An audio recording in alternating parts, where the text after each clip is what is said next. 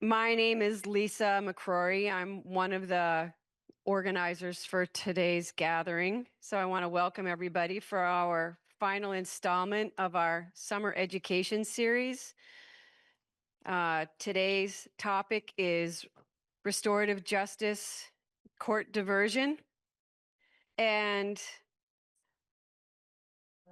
I wanted to first off let everybody know that there's lots of very healthy, nutritious food on the table over there. Bathrooms, there's bathrooms out the hall to the left and some downstairs.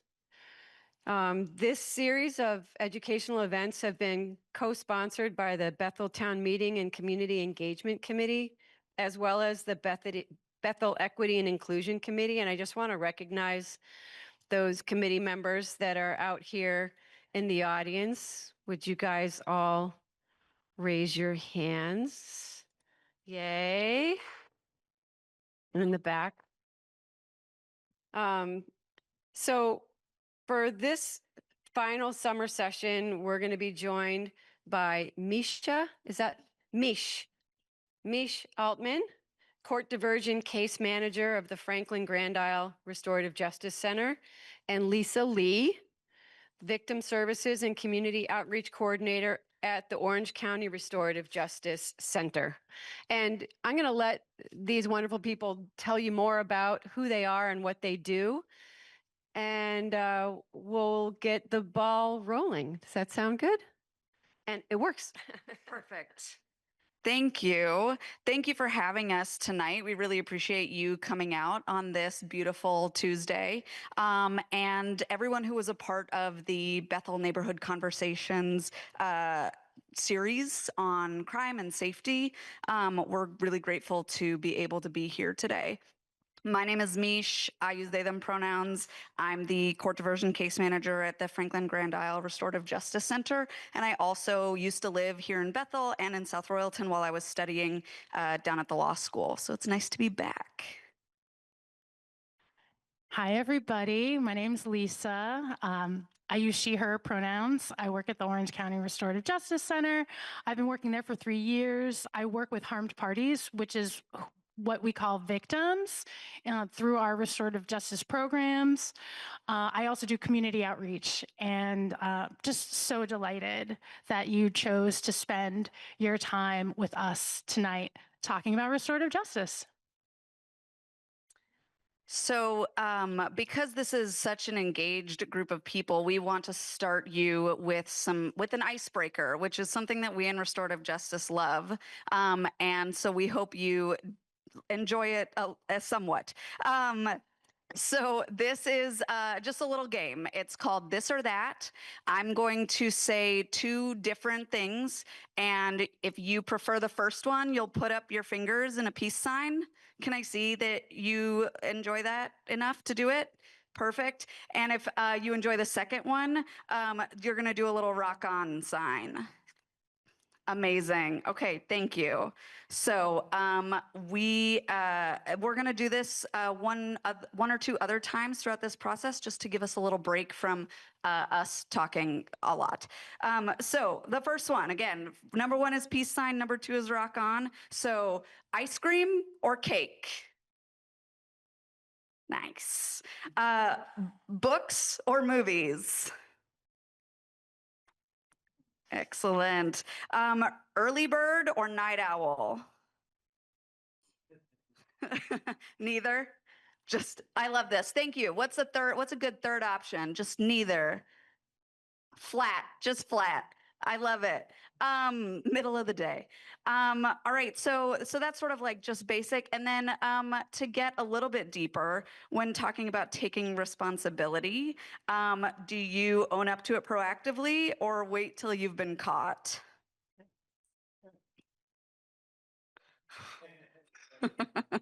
Whatever happens first. Amazing. Thank you. Amazing. So I'm going to hand it over to Lisa to talk about our next little section. Great.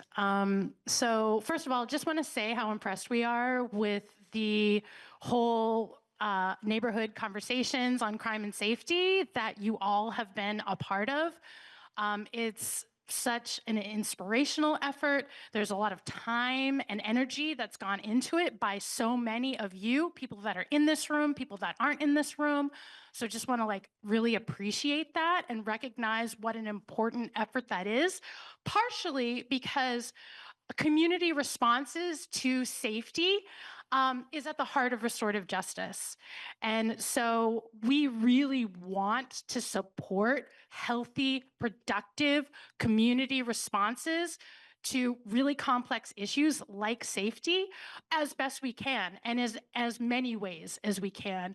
And so to honor all the work that everyone has done around having these discussions, looking for sustainable long-term solutions to these really complex issues, we really want what we present tonight to sort of like answer some of the questions that were raised in the summary that we read in preparation for tonight's presentation.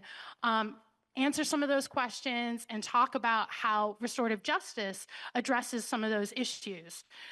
So our goals tonight are to give a brief introduction to restorative justice, sort of like theoretically, but also in practice in the state of Vermont, to talk about how the restorative justice centers in Vermont function within the collection of agencies that are devoted to public safety in your community, and also how the restorative justice centers can really be a resource for you as individuals and also in your community efforts towards increasing safety. So that's really what we're trying to do today.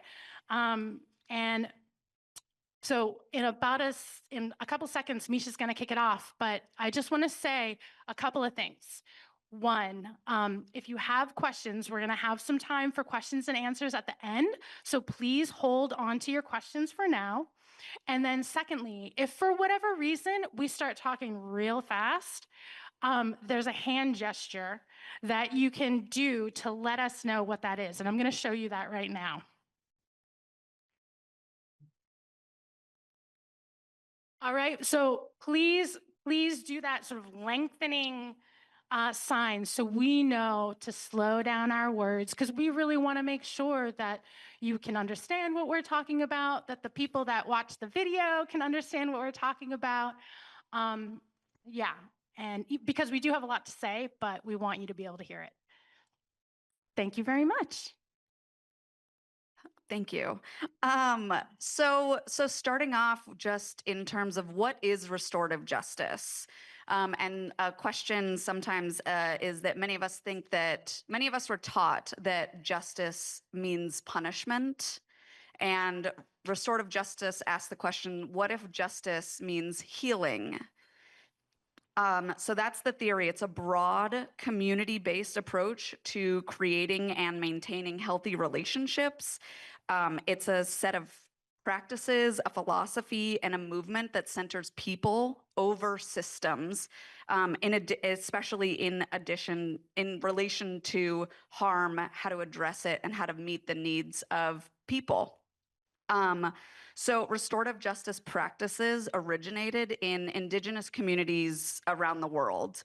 They were used to build community, deepen relationships, address conflict, and harm within the community before the invention of constructs like the police, the criminal legal system, and prisons. So before these systems existed, communities understood that they needed to address harm and build relationships, heal injured community members as best as possible without these punitive systems. So today, we have a wide variety of both informal restorative practices that proactively build community, and address needs, as well as more formal practices that respond to harm. And so this is just a little chart that kind of explains that those informal systems are used on a daily basis, whereas the more formal systems are responsive and are require a little bit more training and are used a little more rarely. So just the briefest history, restorative practices are derived from many indigenous cultures, like I said, worldwide, from the Americas, Africa, New Zealand, Tibetan Buddhist, Celtic cultures. We acknowledge that these practices have been co-opted in many ways from these indigenous cultures and reshaped to address our current, more European-centric society. So some key restorative principles that are known across are interconnectedness, the idea that all things in the universe are part of a single whole, that there is no single truth. Each person's experience is subjective. Your experience of an event is going to be different from every other person's experience of that same event. And that there's a societal role in both preventing and responding to harm. So we recognize that when harm occurs, there are societal factors that led up to that harm, as well as societal responsibility to acknowledge and respond to that harm. Today, restorative practices are commonly found in the U.S. educational system, but Vermont is unique in that every county here has a restorative justice center that is funded by state agencies. And we are able to offer restorative justice as a sort of a offshoot of the criminal legal system here in Vermont. I will say restorative justice is ideal for the kind of tight-knit communities that are found here because we all know our neighbors. And so that the idea of community building, which you have already done through these conversations, is at the heart of a lot of communities here in Vermont, excuse me. So this chart that I'm pulling up shows the difference between the criminal legal system and restorative justice. This is pulled from Howard Zehr's book, The Little Book of Restorative Justice, which we do have up at the front for donation if you'd like to take a copy home with you. So as opposed to the traditional legal system, which asks what law was broken, who broke it, and how should they be punished, restorative justice seeks to answer who was hurt, what are their needs, and whose obligation is it to meet those needs. It is a process that prioritizes collaboration as opposed to punishment. We recognize that we try to engage all stakeholders, recognizing that there's or some responsible parties, affected or harmed parties, and community members also serve as stakeholders within this. And this kind of shows some of those different pieces of where does the responsibility lie and who is here to help address these needs and who has needs. The primary goals are, again, to acknowledge the impact of the harm, address the needs of those affected, and find meaningful ways to restore harm caused as best as it can be. This approach emphasizes accountability, the active participation of the greater community in creating a safer, more just environment for everyone involved. So each agency within the state does function a little bit differently, and to best serve the local communities. That, again, is one of the nice things about it. Every community is a little bit different, and so the response is tailored to meet those communities' needs as well as the services that are available. There are several different methods to best meet the needs of an affected or harmed party, a responsible party, and the community. But one key similarity in Vermont programs is that we engage community members as volunteers to represent the community as a whole and help work with responsible and harmed parties to repair that harm in meaningful ways. So this is a chart. I'm sorry if the sun, this gorgeous light, is affecting your ability to see the screen. It's affecting my ability to see you. But I'm hoping that we are able to make it work. Can you see this okay still? Give or take? Okay, well, I'll run down. These are the general programs in Vermont through the state-funded agencies. So the first is pre-adjudication. So these programs are funded by the Attorney General's office in Vermont, and this means that somebody has been charged with a crime, and the state's attorney, the prosecutor, has referred this case to one of these programs. So there's court diversion, which responds to, I would say, most anything that is not related to mental health or substance use. If the charge does not relate to mental health or substance use, if it does, then those cases would go to the Tamarack program.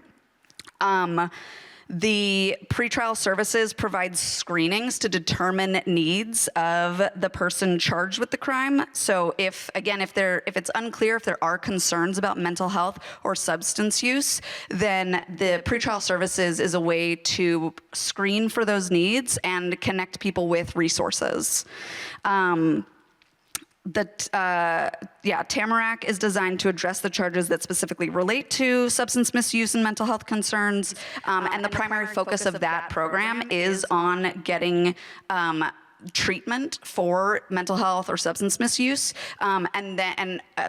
once those needs have been met, working to repair the harm to the harmed party or the community. So there's also folks who are charged with driving with a suspended license. There's a specific program that is available to help people get their license reinstated. That's an easy way to stop people from getting those charges. And then there's pre-charge, which is in development right now. I'm not sure that it's been rolled out in any of the community justice centers yet, but it is going to be an opportunity for cases to be sent before there is a charge. So the law enforcement or state's attorneys can send cases to be addressed before there's involvement in the criminal legal system. So then if somebody has not been eligible for these pre-adjudication processes, they go through the court process, they are convicted of the charge, there are several options here. So we have reparative panels. And these are funded by the Department of Corrections. So anyone who has been engaged in probation or parole or has been formally incarcerated would be eligible for these programs. These are reparative panels, circles of support and accountability, which we call COSA. And re-entry services for formerly incarcerated individuals. We do transitional housing, assistance with getting permanent housing, assistance acquiring Social Security and/or employment. And I'll talk about sort of how the processes work in a minute. Finally, there's youth services. So recognizing that young people have additional needs. We have a balanced and restorative justice program called BARGE, and that is for folks under the age of 22. They can be referred this is funded by DCF. They can be referred by the Department of Children and Families. They can also be referred by the state's attorney if there is a charge, and by schools as well. And then we also have YSASP, which is the Youth Substance Awareness Safety Program, and that's for youth ages 16 to 20 who are given a drinking charge or a marijuana charge before they are of legal age.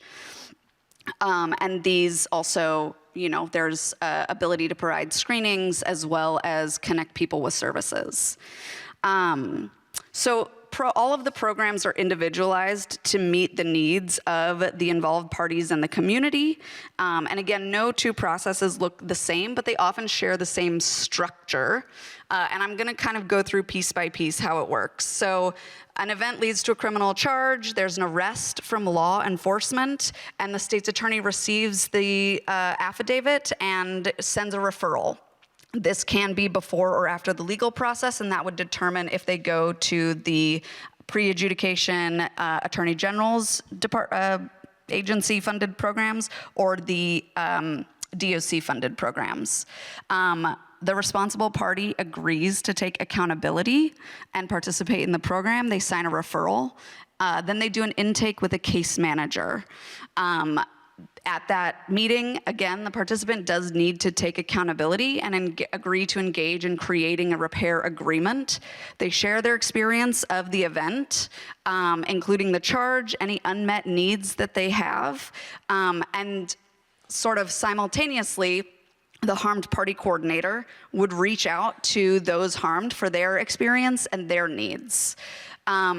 There is an initial meeting with the participant and either volunteers and or the harmed party with the support of the harmed party coordinator. And there can also be other support people for any of these folks as well. Participants can bring support folks. Harmed parties can bring in supportive people as well to share more about how that experience has affected them. The repair agreement is usually created at this meeting, and the agreement should address harmed party needs. Then there's a schedule for how long you think the person might think it would take to complete the items to, again, repair that harm. And the participant returns with the completed agreement items for volunteer approval, as well as making sure that the harmed party's needs have been met. If edits need to be made, for example, if there's an apology letter that doesn't quite nail the apology part, then there's a new deadline set to make some changes. We provide guidelines on what a meaningful apology letter might include. If the items are completed satisfactorily, the case is closed successfully. And this is all for participants who take accountability. If somebody is unable to take accountability and complete the process, the case goes back to the state's attorney. I mentioned that would be true if you didn't do the thing you were charged for. You couldn't take accountability for it. But some people also find that it's really difficult to face what you have done and the harm that you've caused. And so some people aren't in a space to be able to complete the program. But we do our best to make sure that we get people to that point and address some of that empathy piece. So at my office, we have a template for what the repair agreement looks like. And I'm realizing it's small on this little screen, but we want to ensure the impact of the event is understood, acknowledge harm caused, ensure it's less likely to occur, make amends, and create a positive connection with the community. And items are set for each of those different requirements of the program. Then we all sign it. The person goes, comes back, they've done it, congratulations. The accountability, those 5 pieces are related to what accountability means in a restorative justice lens. And so again, acknowledging that harm was caused through your actions or behavior, what the impact was of those actions, making that plan so it doesn't happen again, taking steps to repair the harm to those who were hurt, and giving back to the community. So that's why those are the pieces of that repair agreement. I'm going to hand it over to Lisa to talk about harmed party work. Cool. So before I get into that, we're going to do another little bit of a game. So we're going to do that peace sign, rock on sign, just to shake things up a little bit. So, okay, option 1, text, peace sign, or call, rock on. Look at all those texters and callers. Great. How about...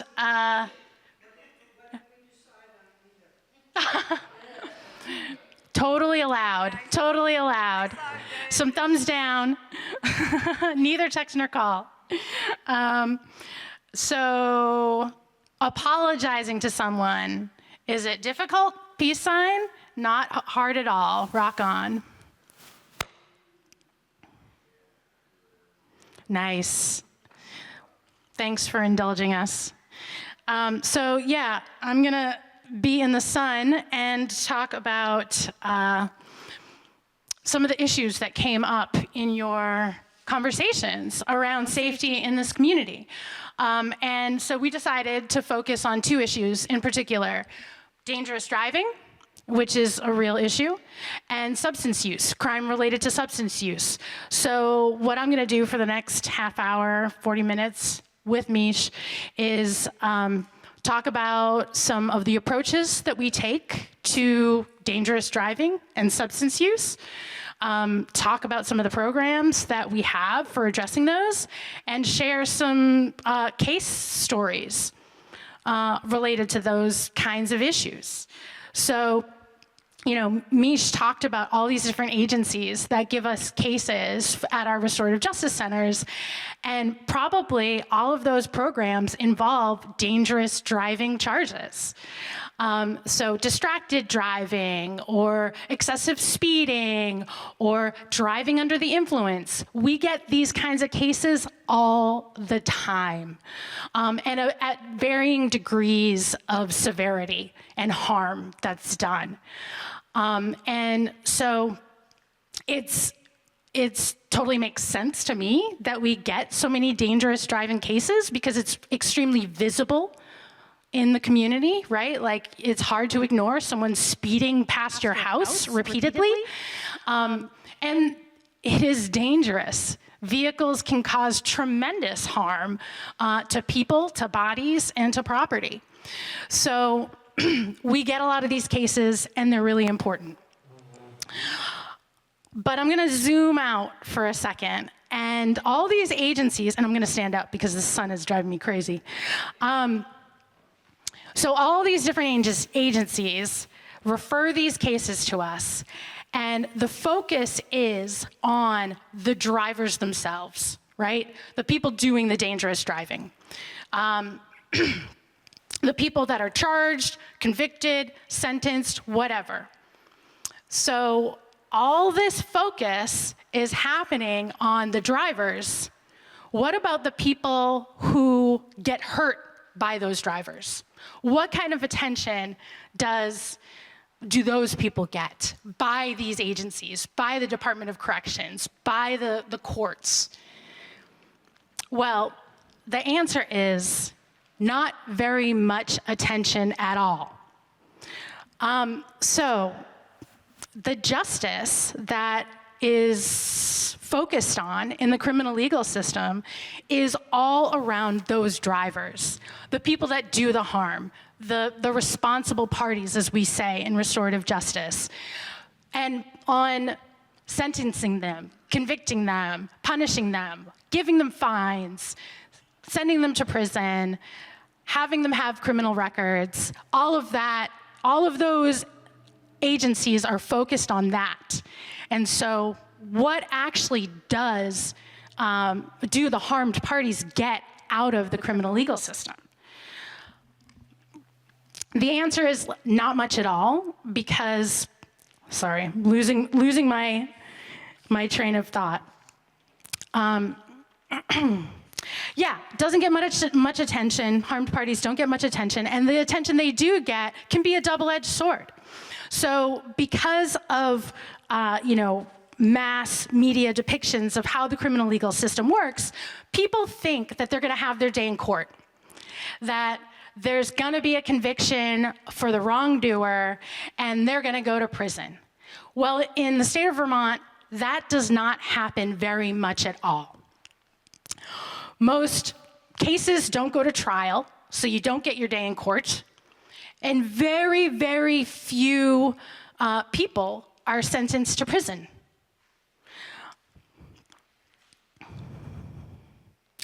And so it's such a very rare outcome. And the vast majority of harmed parties are not satisfied with their experience with the criminal legal system, even if the outcome works in their favor and the person that did the harm is convicted or sentenced or whatever. And so, maybe they get a little bit of what they want, but maybe, and often, they experience trauma or re-traumatization through the criminal legal process, one which takes away their voice and choice, and at the end of the day, leaves them with very little to show for it, right? So this means that these needs that exist in these people that were harmed just stay there. The hurt that they experience, their loss of a sense of safety, property damage, injury, or worse, they're left to kind of pick up the pieces themselves and figure it out, largely on their own. And this is actually one of the places where restorative justice really shines in comparison to the criminal legal system, is the attention that is given to the people that are harmed by crime. Because as Mish was talking about, there's a process that involves all parties that were part of the original situation. And there's a special emphasis given to recognizing and validating the experience of the harmed party and getting their needs met, like whatever those things may be, as to the best of our ability, of anyone's ability. So harmed parties really are invited every time to participate in the restorative process in a way that makes sense to them and in a way that fits into their life. So that could look like, because these are the folks that I work with at the Orange County Restorative Justice Center, this could look like them telling me about their experience of harm. What happened? What was the, what were the consequences of this harmful action? So that is one way to participate. Maybe they just have a phone call with me and that's it. That's all they want to do. Or maybe they decide they want to have a face-to-face meeting with the person that actually did the harm, facilitated by our staff. It's totally up to their choice. Their participation is completely voluntary, and they can opt out at any time. And furthermore, in restorative justice, there are no victimless crimes. So for example, driving under the influence, a DUI. If somebody is driving under the influence and gets caught by law enforcement, but there's no crash, there's no injuries, there's no property damage, there's not really considered to be a victim. Well, in the restorative justice lens, the community is impacted. Even if there's not a directly impacted person, there are ripple effects, harmful ripple effects of a person driving under the influence in their community. And, this document talks all about all kinds of ripple effects that people in this community have experienced from things like dangerous driving when they themselves weren't directly impacted by property damage or injury or anything like that. So that's something that you yourselves, folks in this community, are aware of. And so in a restorative justice process, the voice of the community is always part of the process, at a bare minimum by our volunteer community members that are part of our process. Okay, so maybe you're saying to yourself, Lisa, that sounds really nice, but we all know that restorative justice is nothing but a slap on the wrist. It's not actual justice. And a lot of the harmed parties that I speak to are very angry that their cases have been referred to restorative justice. So you're not alone. You're not alone in thinking that. So here's what I do. First of all, I validate their anger because most likely they had no choice in their case coming to diversion. So they've already been harmed by the criminal legal system, taking away their choice. And so they are justifiably angry. Secondly, they didn't choose to be a victim of a crime. So they also had their choice taken away that way. And maybe no one's even listened to them up to that point. So I totally validate their anger and understand where it comes from. Once we get past that, I try to have a conversation about what they think they could gain from going through the traditional court process. What would it do for them? Most people who haven't been involved in the criminal legal system themselves do not know how the criminal legal system works. And all of their information is based on Law and Order, the TV show. That is not how the criminal legal system works. So I pop their Law and Order bubbles, and with the harsh realities that many cases are dismissed, most cases don't go to trial, very few people are incarcerated. If they want incarceration, I try to understand why they want someone incarcerated. Is it a need for safety? If it's a need for safety, then can we have a conversation about how our program can potentially meet their needs for safety? If it's a desire for retribution, if they want the person that hurt them to hurt just as badly, if not worse, than they hurt, well, that's not something that we do at the Restorative Justice Center.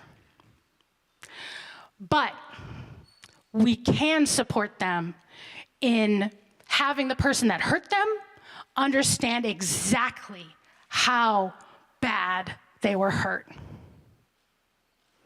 And we can also validate their pain. If they want the person, the responsible party, to face consequences, that's something we can do.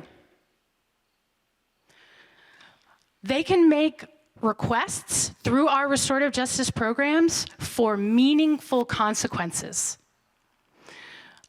Consequences don't always mean punishment. Consequences in a restorative justice context are not punishments. So a harmed party can ask for restitution, to get repaid for the property that was taken from them or the losses that they had. They can ask for the person to do some kind of community service, a contribution to the community that makes sense to them. They could ask the responsible party to come to their property and clean up the barn that they crashed into. So consequences are something we can do. Now, there's one more thing that I'll tell you that I don't usually get a chance to tell harmed parties. And this is because it's not my job to try to convince someone that they should like or agree with restorative justice. So I'm not trying to convince harmed parties to agree with me. I'm trying to meet their needs. But many responsible parties actually find going through a restorative justice process more difficult than going through the traditional court system. It's because they have to take responsibility for what they did in front of people. They have to talk about what they did. They have to talk about why they did it. They have to talk about how they're not going to do it again and what they're going to do to make it up. As opposed to sitting in a courtroom, pleading not guilty, and letting their lawyer talk for them. So restorative justice demands active accountability. All right, that was my talking about how restorative justice actually can meet harmed parties' needs in a way that the criminal legal system often fails to do.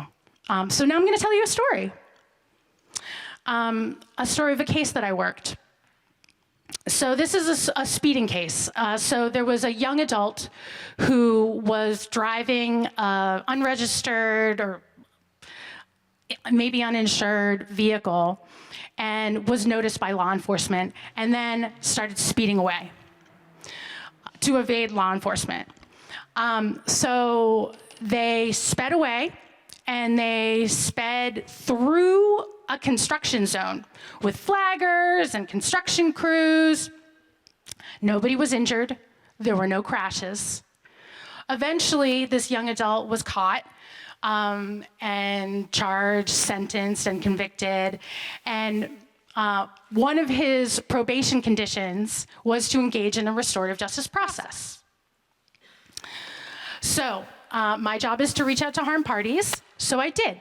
I reached out to the law enforcement officer that had to chase this young man. I reached out to the flaggers on the scene who had to jump out of the way to avoid this speeding vehicle. I let them know that we were having a restorative justice process for this case, if they had any questions about where the case was, if they wanted to be involved in the restorative justice process, they could be. One of the flaggers decided to participate. I'll call him Jake. Jake didn't want to meet the driver, who I'll call Sam. Jake didn't want to meet Sam, but he did want me to meet with Sam and explain what Jake's experience was that day, and then what the consequences of Sam speeding through the construction site were for Jake, since by the time I spoke with Jake, it was about a year since the actual incident had occurred. So I told Sam, we met together in one of these, restorative justice meetings with community members, staff, and Sam, the driver, present. And this is what I told Sam. Jake was terrified that day. He was the lead flagger of the crew, in charge of the whole site. He felt lucky that he saw Sam speeding towards the site, so he himself could jump a barricade and get out of the way while radioing the rest of his crew to clear the site, so no one was injured. 2 weeks later, Jake quit his well-paying flagging job because it wasn't worth it to risk his life. Because he quit his job, he suffered some serious financial hardships. Several months later, after not being able to pay his car payments, his car was taken away. And then, as a result, he had to walk his very young child up and down the mountain each day to get to the bus stop. Jake hoped that Sam would really reflect on his actions and learn from his mistakes so that he would never put himself or others in danger of being hurt or killed the way that he did a year prior. If Sam could own those mistakes, learn from those mistakes, and write a detailed apology letter, that would be enough for Jake. Jake also wished Sam the best of luck and offered to be a support for Sam if he ever was having a hard time and needed someone to reach out to, because Jake himself had been involved in the criminal legal system before and had turned his life around since then. It wasn't until Sam heard Jake's story that he really understood how his actions impacted a real live human being in real live ways. Sam couldn't stop thinking about Jake's kid having to walk so far, very young child having to walk so far each day. And it was a real turning point in the restorative justice process. So in conclusion, Sam wrote a heartfelt apology letter that Jake absolutely loved. Sam took a safe driver education class, which is one of the programs we offer at restorative justice centers, that really explores the impacts of dangerous driving. It's a class for people that have been caught doing dangerous driving, where they all come together and explore the impacts on the directly impacted people and the community of dangerous driving. And they talk about why it's important to be a safe driver and how they can be safer drivers. It's a 6-hour class, and it's quite a popular class. People get a lot out of it. Jake himself expressed real satisfaction at being able to participate in the restorative justice process as well. So I just wanted to share that story to illustrate the ways in which harmed parties can have their voice and choice, or have a voice and choice to get their needs met through a restorative justice process. Jake had a chance to tell his story and talk about the harm he experienced. He was able to be heard and witnessed. He was able to communicate with the responsible party. A lot of times people want to know things. They have questions that are burning inside them that they don't have the answers to, that keep them up at night. So our programs allow communication to happen between the harmed party and the responsible party, up through being able to meet the person. And, Jake was able to suggest some meaningful ways for Sam to take responsibility. Even though, and there were more parts of Sam's contract, Sam's repair agreement, that I didn't go into because I really wanted to focus on Jake's experience because I think it's really important. But, Jake had the opportunity to ask for other ways for Sam to make amends or take actions to avoid doing the same thing in the future. So I have a question for you all, which is, why do you think it's important to address the needs and experiences of harmed parties? It can be a rhetorical question, but if anyone wants to answer, I'd love to hear what your thoughts are. I'm going to bring this over to you. I think it's very, very important because sometimes the community doesn't hear the harm of the victim. Domestic violence is very prevalent in Bethel. And in my little neighborhood, there are 4 houses that have had a form of domestic violence. And in this town, there was a case recently, and the responsible person has been taken in and loved by all the community, but the victim has not been heard. And even though they went through this justice thing, the agreement did not serve the harmed person's needs and was not accepted. By the end, the restored justice said, you have to do this over.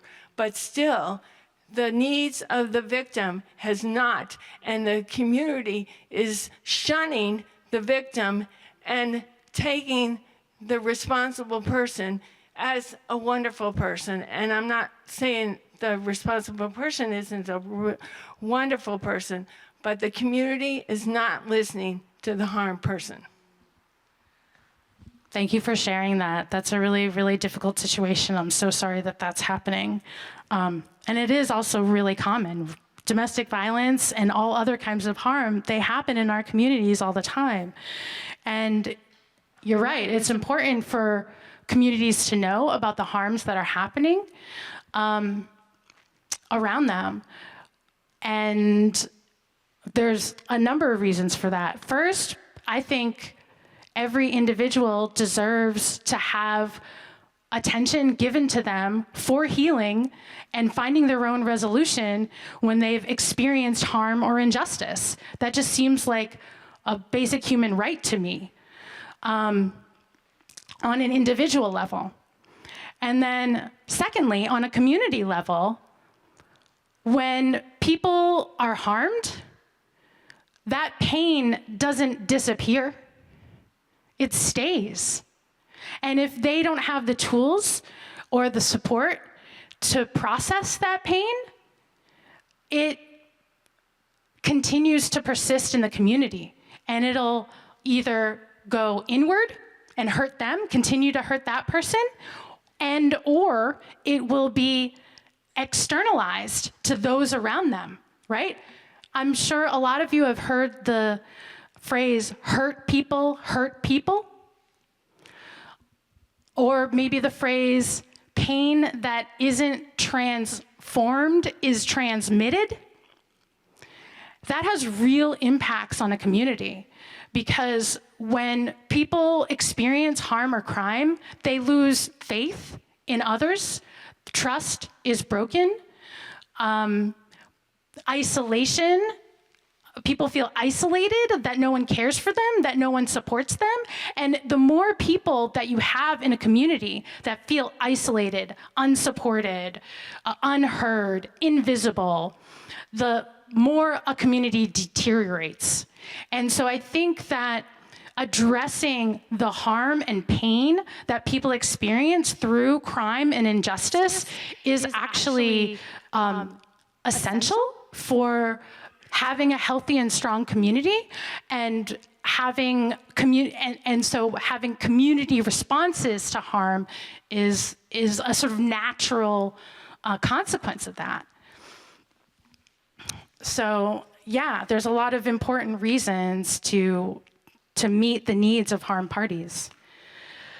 Whew, okay, I'm gonna just check the time here. So that was dangerous driving. You wanna talk about substance use? So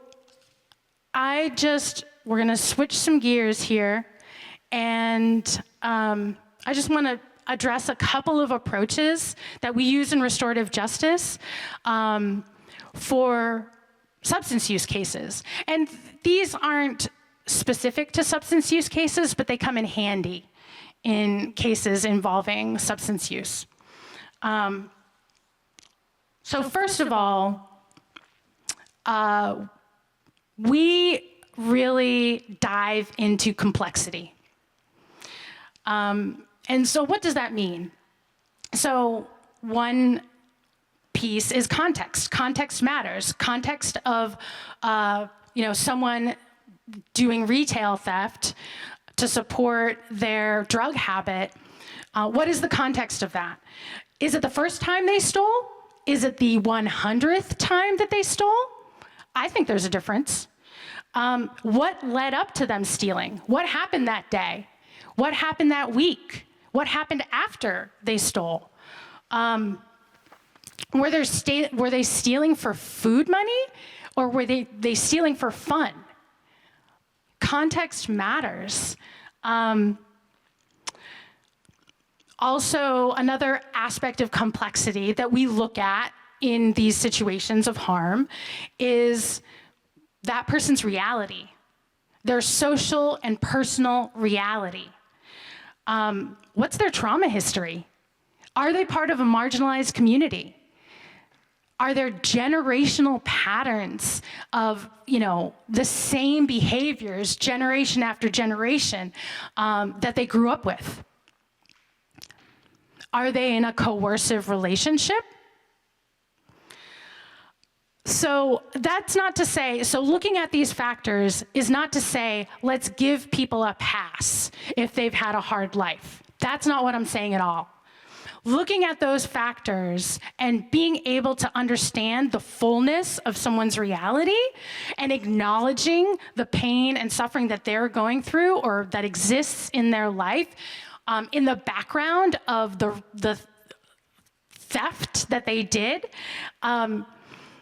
that being seen to that level without judgment can really allow people to take responsibility and really deeply look into themselves and consider why it's important to change their behavior and how could they actually change their behavior. I don't know if I said that clearly enough, but seeing people in their full realities and all the pain and hardship that they've endured, if folks feel like they can express their whole selves and be honest with us, then maybe they can be honest with themselves around what's going on in their lives and what they actually have the power to change to avoid those same criminal behaviors in the future.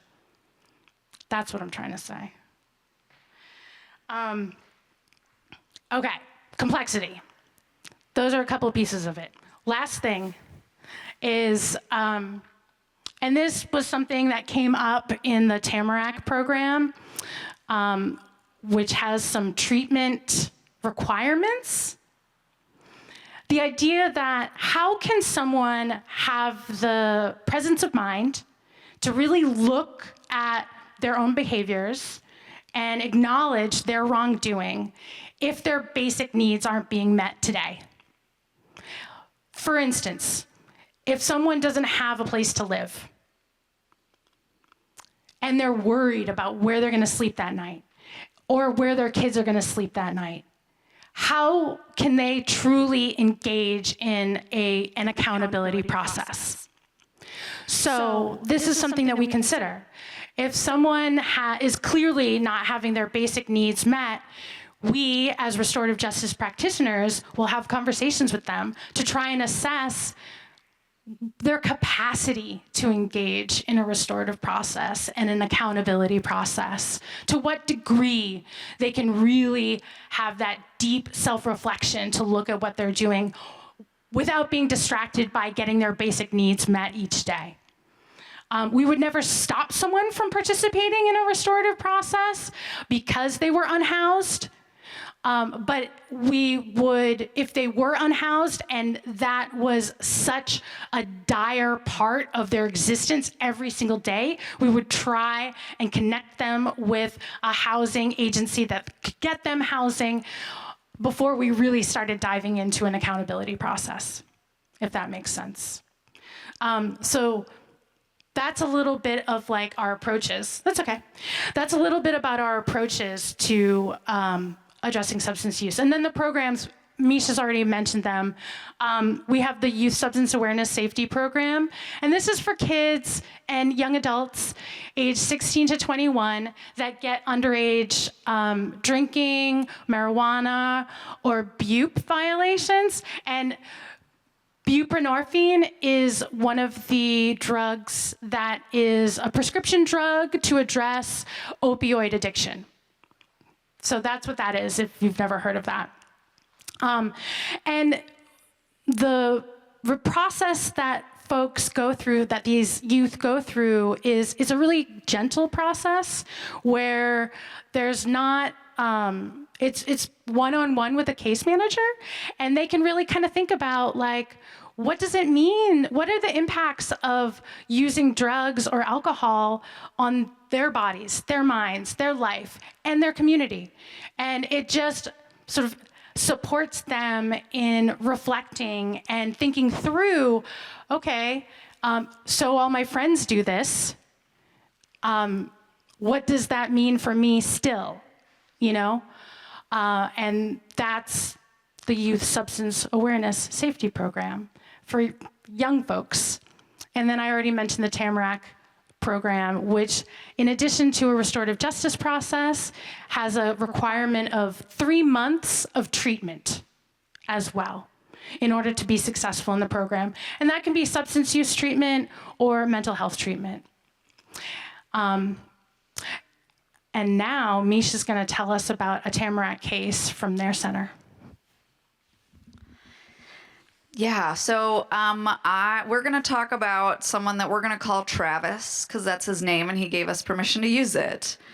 And we say that because our processes are confidential. But this gentleman is really proud of the work that he has done and what he has gone through, so he's happy to share some of his experience. And I do want to say that I'm going to share some of what he has been through and some of what he has done, and that led to criminal charges, and what he has done since. And I do want to say that he did some things that are not okay, right? That is like a part of this that I don't just want to gloss over. So he has caused some harm, and we're going to talk about how he entered our program and took initiative to take accountability and make changes in his life. So Travis had 3 charges due to mental health and substance use. One was petty larceny and unlawful use of a boat. He took a boat that was docked at the marina. This is in Franklin County. He went through the liquor cabinets. He took money. He drove the boat around. He emptied one of the tanks of gas. He drove it for a while. And he stole a key to this family's jet ski. The harmed parties filed a police report, but the police didn't have Travis's location, so they put out an arrest warrant. But if they don't know where he is, there's not a lot that they can do. So then a couple months later, he got charged with unlawful trespass of an occupied residence. At this point, Travis was unhoused and in substance-induced psychosis. He believed he was being tracked by police. In winter, he stripped down to his boxers and tried to enter a residence where a woman was babysitting. He was trying to ask for help, but again, this was a really dangerous situation and very scary for this young woman. She was able to get him outside. The homeowner and father came home. Neither of them knew Travis. They called the police. The police gave him a citation for unlawful trespass, and then he was released because, as Lisa said, Law and Order is a TV show and not real life. And so people aren't always held in jail. He then missed his court appearance. A few months after this, he was staying in a motel with a partner. The partner called the police and said that Travis had broken a bathroom window in their shared hotel room. He fled, and the police were unable to locate him still. The hotel manager gave a quote for how much it cost to replace the window, but was really concerned about the safety within this motel program. A month or two later, Travis turned himself into police, knowing he needed help. So at his arraignment, the state's attorney referred his case to the Tamarack program. Through Tamarack, he was referred to a mental health clinician. He went into a rehab facility. He did have to engage in those services for 90 days before he could continue through the program. And then he was able to participate in the restorative process with volunteers. He created his repair agreement with harmed party input. And he, at this point, is just payments away from completing his process in full. So we reached out to the harmed parties, my office's Lisa, version of Lisa, our Gabby, reached out to the harmed parties. And these are multiple harmed parties or affected parties. We used some of these interchangeably with different levels of participation. So there was no involvement from one of the parties all the way to providing an impact statement, needs, and restitution.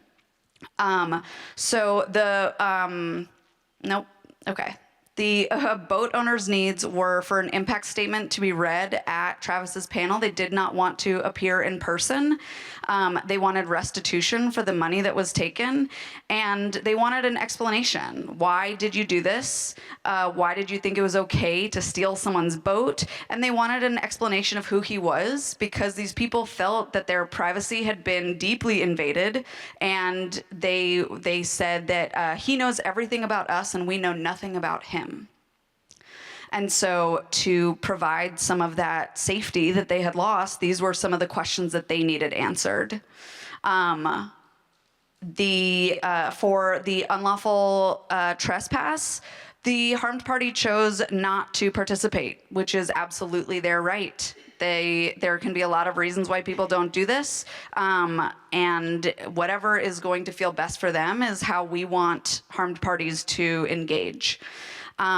For the motel, they initially wanted restitution for the broken window, which is reasonable, but Travis was known to the manager of the motel, and upon hearing about the amount of work that he was and had been doing, she really just wanted him to stay healthy and in recovery, and so requested that the restitution be ignored.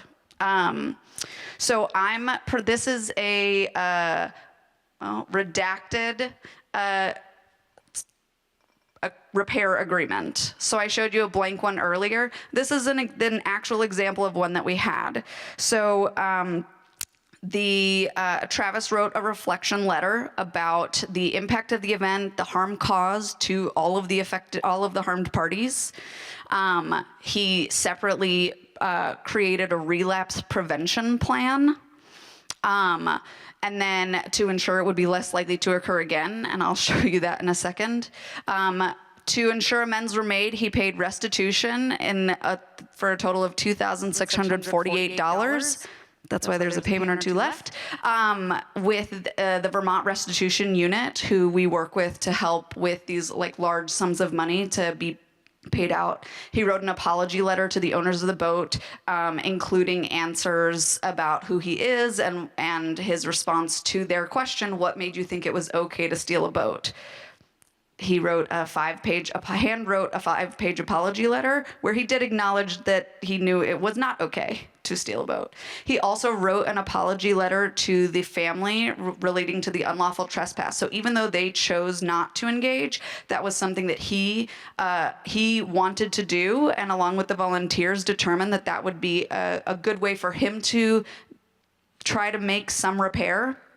And if the harmed party decides to read that letter, we will provide it to them. But if they choose not to, that's their right. And then finally, Travis, to create a positive connection with the community, continues to volunteer at his AA meetings and does service work within his program. So this, just so you can see what an example of a repair agreement item would look like, is the relapse prevention plan that Travis provided. So he has 24 different things that he does to stay in recovery and sobriety.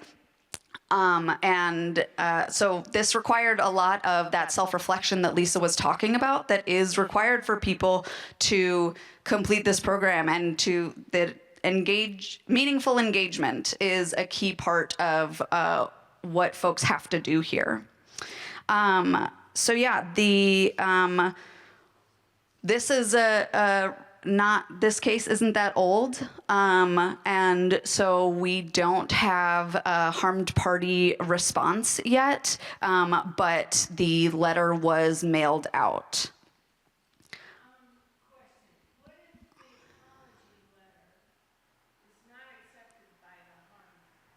So the question is, what if the apology letter is not accepted by the harmed party?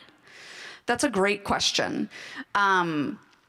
So there's a couple different pieces. So I might let Lisa answer some of this just because she works with harmed parties, but I will say that I mentioned that we send guidelines around what is a meaningful apology. So we will have the responsible party send a draft to our agency, and we will take a look at it before we will send something out. We definitely would we work with the volunteers as well, who are community members, to ensure that that apology letter is genuine and answers the questions or needs that have been stated by the harmed party or parties. And so really doing our best to meet those needs.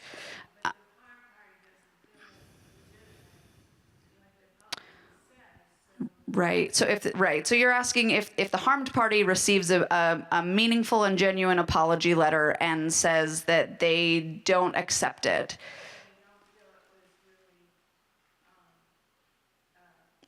Do you want to? They don't feel that it was sincere. Yeah. So in that situation, I would have a conversation with them about what their concerns were about the letter and see if I could get, if they gave me permission to ask those questions and sort of find out what is missing for them and see if we could get it answered through the process. That's what I would do.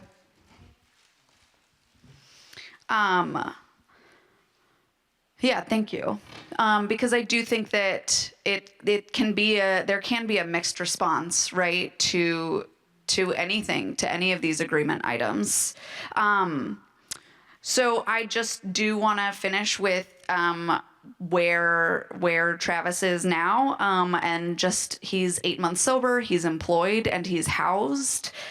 He is about to finish his restitution payments, and a sort of a separate silver lining when we talk about the ripple effects on community. After hearing how he was doing, his daughter, who hadn't spoken to him in many years, reached out to rekindle a relationship. And so there are positive impacts beyond just what we do in this process.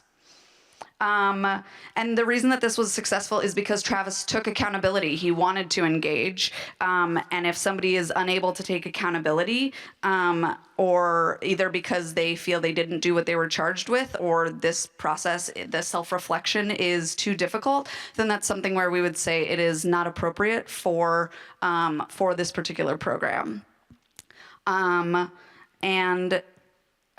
So when we talk about what our community can do for you, Lisa's gonna share what the Restorative Justice Centers do. Yeah, so we talked about restorative justice in general, and then a couple of cases involving dangerous driving and substance use and some programs. So now I just want to let you all know services, programs, that you could go to your local restorative justice center and get help with. So, first of all, if you experience harm or crime and you're a harmed party, you can request a restorative justice process for your case, if you want to. There's no guarantee that your case will go to restorative justice, but you can certainly advocate for it too, if that's something you want. And the way you would do that would be to contact whatever agency had that case, whether it be the state's attorney, whether it be the Department of Corrections, law enforcement, or the Department of Children and Families. You can ask. If you don't know who to contact, reach out to your local restorative justice center and we'll see what we can do to put you in touch with the right people. So that's one thing. Oh, and this slide is all around criminal legal system issues. So if you're a parent of a youth who's 22 or under, and you're worried about them being at risk of involvement in the criminal legal system, you can refer your child or whoever is in your care to the Balanced and Restorative Justice Program, which is a more intensive one-on-one program designed to support youth and hopefully keep them out of trouble. That's something that you can go to your local restorative justice center for. Pretrial services.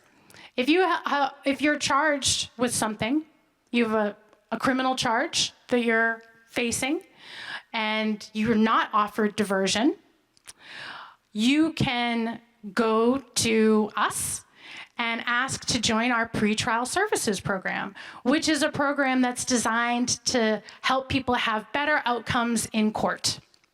You can self-refer, walking off the street.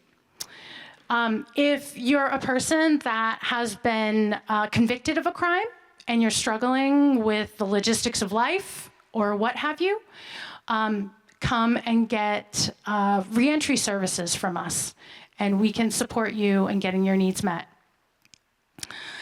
And Misha already mentioned this, but for folks that have a suspended license and want some support getting their licenses back, we have a program for that, including some back-end magic that can reduce fees for real, which is, money can be a real barrier. Like sometimes it's $1,000 is the difference between having a license and not having a license.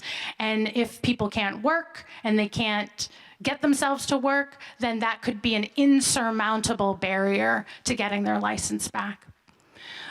So those are for folks that have criminal legal system issues. Next slide, please. For the general community, if there's a conflict that you're involved in, that the law enforcement and there's no criminal legal system involvement yet, like a neighbor dispute, you can go to a Restorative Justice Center and see about getting some mediation support to deal with that conflict in a healthy and productive way. There's no guarantee that the mediation will be successful, but it's at least a free resource that's available to you that would hopefully at least stop things from escalating so that there isn't criminal legal system involvement. We also do restorative practices education, so things like tonight, talking about what we do, but restorative justice is sort of like advanced restorative practices. There's so many things that can be done to build community and prevent conflict and harm that we would love to share our knowledge with you about. We can do this with groups of any sizes. Because we deal with conflict and harm on a regular basis, we have lots of tools and lots of experience for talking about really hard things, for developing trust amongst strangers pretty quickly. And we'd love to share those resources with our communities. One great example of this kind of work that we do is in Orange County, the town of Thetford decided that they wanted to be a restorative town. And so we've been working with them for the past 3 years to develop their own all-volunteer restorative justice council. So they can handle issues within their own community themselves. And so that program is actually just going live this fall. They're going to start taking their first cases. So it's pretty exciting. You obviously already know how to do this, but if you wanted more support, we can assist in coordinating community dialogues around controversial issues.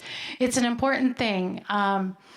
There's no way to address an issue head on without being able to have spaces for dialoguing about it, which you already know very well. So props to you. You didn't need this support from us. And then the last thing is we rely on volunteers to do our restorative justice programming. There's some volunteers from our center here. Mish was a volunteer at our center before, and that obviously serves us, but it also can serve you as having a voice in being part of justice in your community and being the voice of your own community in situations of harm and conflict. So just wanted to kind of throw all those things at you so you know other ways that you can reach out to us to get your own needs met. These are the restorative justice centers in your area. There's 2 in Windsor County. The Hartford Community Restorative Justice Center in White River Junction, and Valley Court Diversion Programs in White River Junction. They're literally like a block apart or something like that. And those are your Windsor County Restorative Justice Centers. And then our center is in Chelsea for Orange County. So that's how to reach us, and you can get our contact information on the table. Thank you very much for your kind attention and interest in this topic. We're going to open it up for questions. Yeah, let's do it. This one's attached, right? I can't pull this out. Can I pull it out? I don't, oh, okay. I tried. Thank you. You had a question? Can I hand this to you so that everybody can hear you? What is the difference between those 2 in White River Junction? That is a good question. Yeah, I am going to let you answer this one. So Mish was talking about all the different funding sources, the funding agencies. So Hartford, if you want to put it back to the last slide.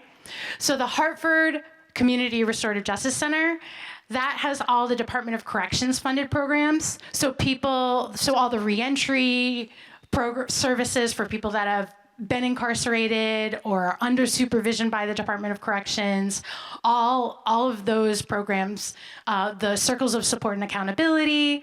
They also have a mediation program, which is a separate funding source.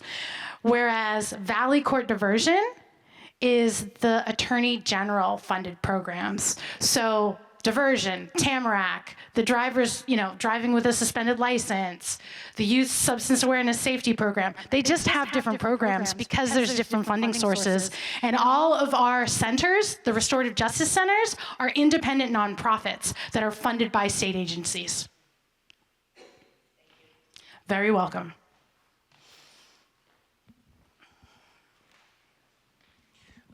Two things. One, it's my experience that in addition to being heard, people who have been harmed want to be believed. And there's a huge difference between those two things. And the second is a question.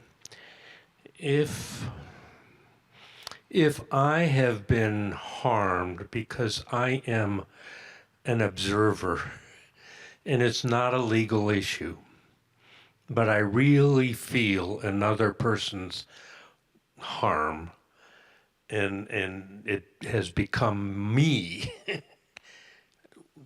do I have any options?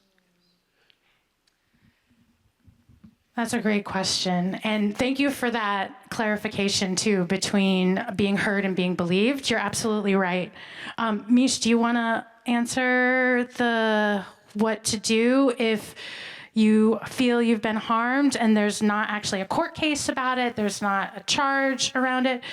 Do you want me to start and then you pipe in? Either way. Okay.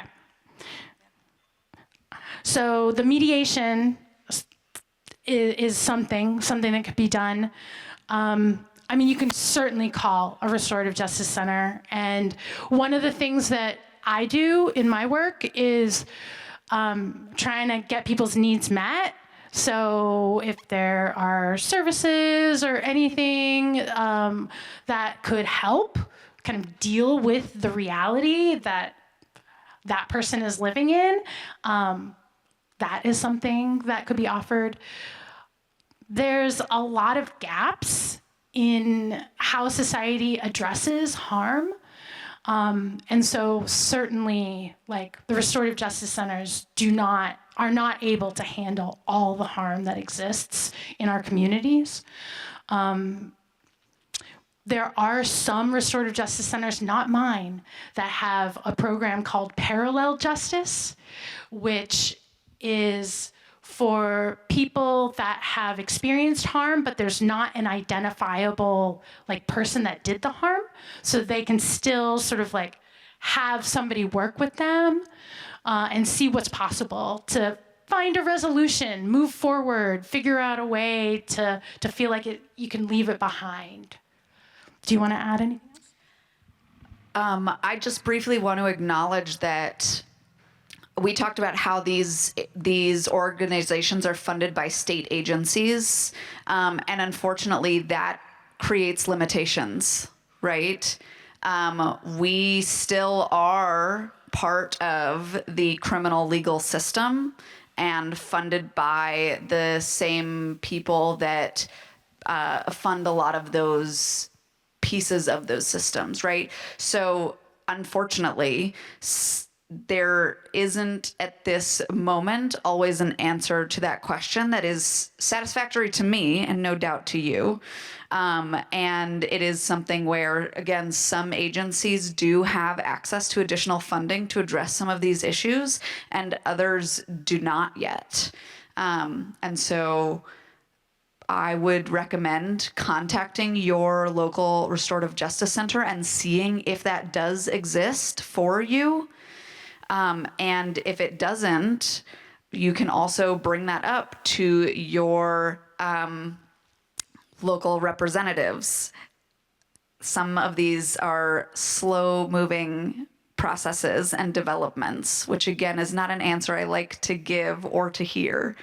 But that is a little bit part of the unfortunate reality, but also some of the growth that I believe that many of our agencies are working on accomplishing in the future. One last thing.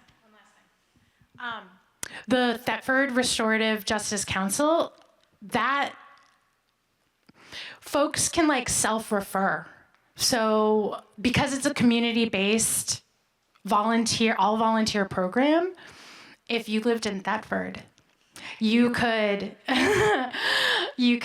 refer yourself to a restorative process and see what was possible. It's not clear if, because for these like community-based programs, everybody has to want to participate. So like the other person would have to want to participate. There wouldn't be a way to make them participate, but that doesn't mean you couldn't have your own restorative process to the extent that that was meaningful to you. And if you live in Bethel, you could start to help develop perhaps a Bethel Restorative Justice Council, perhaps, hypothetically speaking. Oh my gosh, thanks y'all so much for being here. I did just want to say that the Bethel Arts Center, we are doing a community circle process on the first Sunday of the month. And there's a couple of folks who are involved with that who are trained in circle keeping. And it's like, it's not going to be as thorough and planned out as the process that these folks are describing, but it's really like, if there's something that's going on in your world and you want to talk to some people about it in a structured way, there's something going on in our community. It's something that we're trying to do regularly, almost like in a preventative way, so that when something does pop off, a great example would be what happened with the fire department last year and some of like really hurt feelings and a lot of miscommunication, having something in place to be able to hold conversations like that, that's already happening. So Bethel Arts Center, first Sunday of the month, be there. And maybe that could be the spark that becomes this like Thetford model from 3 to 5 p.m. Yep, yeah. At the Bethel Arts Center. So that's 257 Main Street, in between the hair salon and the sandwich shop. And I think we're almost out of time, but yes. Amazing, amazing. Thank you. It's heartening to hear of these programs becoming more available and less government funded. One last thing, I brought a bunch of books on restorative justice to the back table. One is on circle process. One is it's the Little Book of Restorative Justice that Mish mentioned earlier, and the other one's the Little Book of Race and Restorative Justice. And you can take take one home with you by donation for $5 to $10. Other than that, I think we're all done. Thank you. Thank you so much. Really appreciate you.